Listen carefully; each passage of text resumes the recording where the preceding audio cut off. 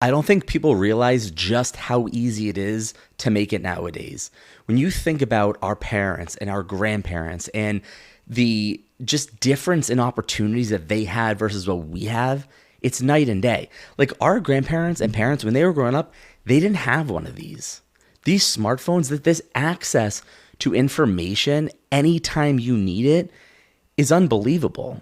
Think about like starting a business. Like when our grandparents and parents were growing up, if they wanted to start a business, they essentially had to quit their job, go all in on something that pretty much operated from 9 to 5. Like that's when the world operated. There really wasn't an internet. There wasn't, selling to people overseas in different countries. You essentially had to sell locally to your home market. Maybe you opened a grocery store, a convenience store. Maybe you had a car wash.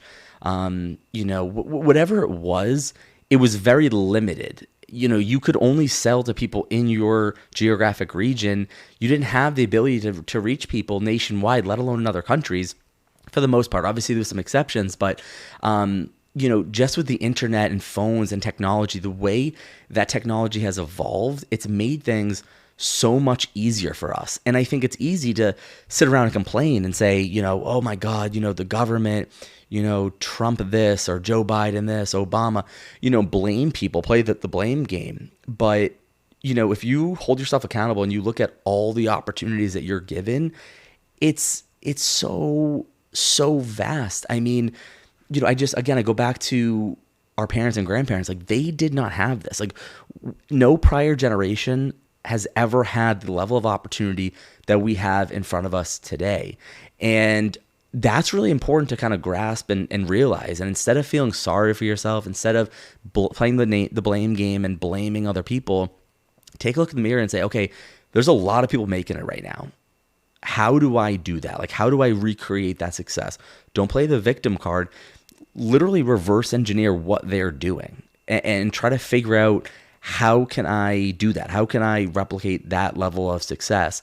Because again, I mean, with the amount of opportunity we have, with this access to information, if you wanted to set up a website, I mean, you type it into Google, you go into YouTube, and within a few hours, you could literally teach yourself how to set up a website and like sell things and start a business.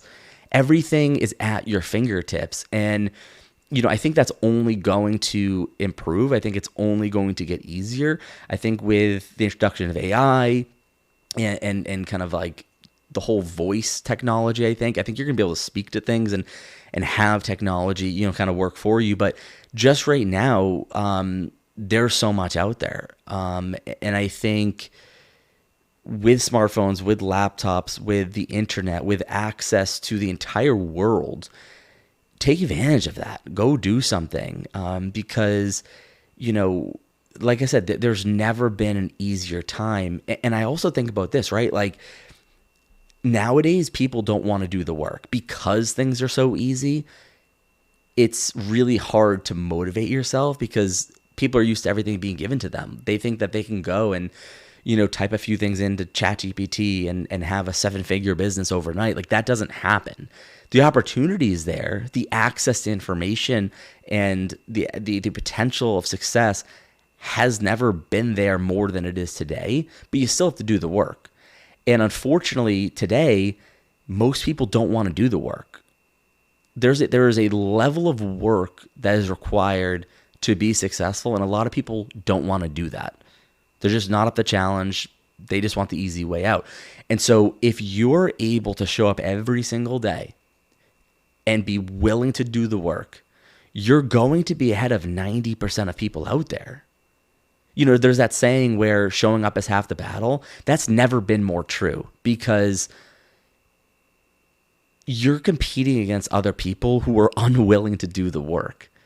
The instant gratification, the entitlement, people think that they should be given success and they're not willing to actually go put in those hours that is required to be successful. You talk to anyone who's ever had any level of success, unless you've, won the lottery and you've gotten lucky in that regard or inherited a lot of money, if you've ever created wealth for yourself, just go talk to anyone. Those people have put in so many hours that they can't even count them anymore. Because we often underestimate the amount of sheer volume it takes to be successful. We don't sit down and think about it sometimes, but they say that you need about 10,000 hours to become an expert at something. And it's no different in business or creating a brand or a personal brand or, building a successful business. It's an unbelievable amount of work because what you're trying to achieve is very unique. It's extraordinary. You're trying to essentially create a top 1% life for yourself. And if you want to create a top 1% life for yourself, you have to be willing to do what 99% of people aren't willing to do. And that's the holdup, because what people are doing when they're building a business, unless you're Elon Musk and you're sending rockets to space or you're building the next Google, for the majority of businesses out there, you don't need some fancy PhD. You don't need ridiculous hours of training on a specific skill. What you need is some resourcefulness and an unwavering work ethic where you just simply don't quit. The resourcefulness comes in because, you don't need to have all the answers right away, but if you can find those answers somewhere and you're able to actually go and find solutions to problems that you're having, that's just as good, right? You don't need the answer right away, but if you can go find, if you know the right person to call, if you know where to look, if you know what to look up, that's just as good, because a lot of entrepreneurship is simply putting out fires all day long. It's literally coming up with solutions to problems that keep coming up. And no matter the size of your business, you're going to have them. So, that those problems just become different, right? When you're first starting, you're going to have a certain level of problems and varying degrees of those problems. But as you get bigger, you're going to have more responsibility. You're going to have more potential issues coming about, and your ability to identify those problems and quickly find a solution is the whole name of the game. And so that's why I think resourcefulness is probably the most important trait of an entrepreneur, right? And then the second one kind of goes without saying, but look, you're trying to do something special with your life. You need to be all in, and you need to be so driven that nothing's going to stop you, because there is nobody holding your hand. Unless you have a co-founder or some sort of obligation to somebody, there's nobody that is telling you get up in the morning early. There's nobody keeping you awake at night. There's nobody there watching you when you're alone. You're alone. You don't have to be doing the work. And I think that's a really interesting concept, because, when you play on a sports team or you work in an office setting, you typically have a manager or a boss or even just like peers around you that are watching you. And there's this idea of like, okay, people are watching me. I need to make sure I'm working hard. I want people to see me working hard. But what happens when nobody's watching? When you're all alone? There's no accountability. There's nobody to answer to.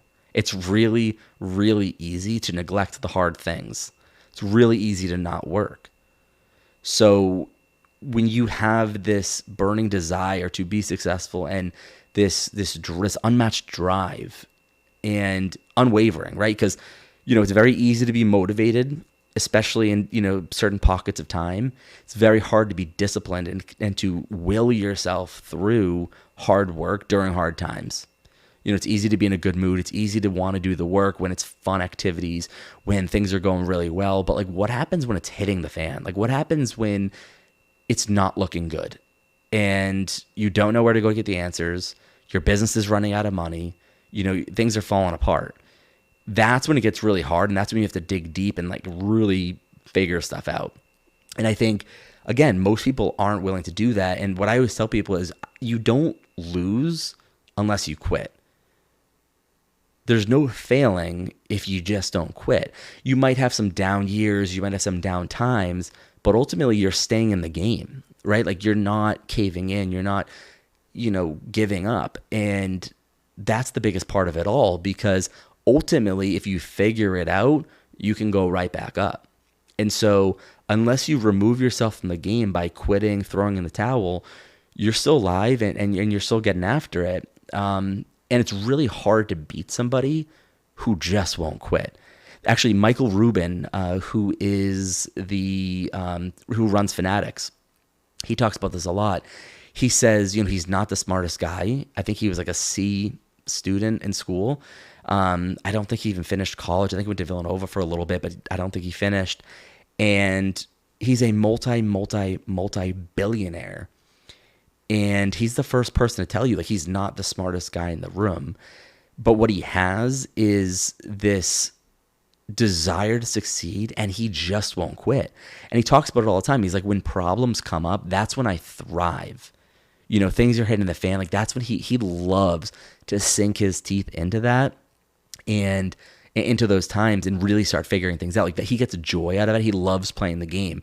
And he always says, he's like, I just don't give up. And so he has that, and he has the resourcefulness where obviously now he has some capital. He's got relationships and connections which facilitate him finding a lot of these solutions. But in the early days, he didn't have those things. And he would just lock himself in a room and go figure things out. Like, he would just find out what was going wrong and just not leave the office or his room until he found a solution.